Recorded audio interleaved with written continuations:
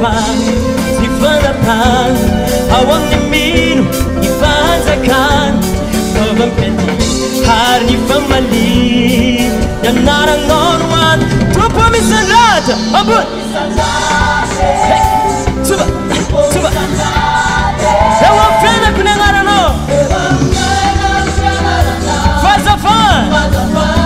tompo misandratra ambonimbony kely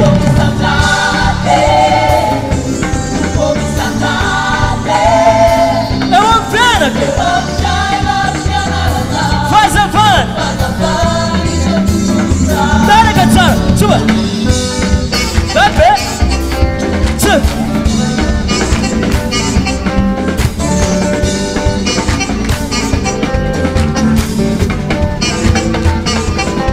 Nyangarano sono baterico Nyangarano sono kalupako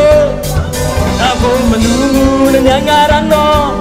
Misi fayefan Hawan baba kwao Ni fayefan Ni fanapan Hawan ni minu Ni fanzakan Tobang peti Hari famali Nyangarano Nuat ni pipali Tupo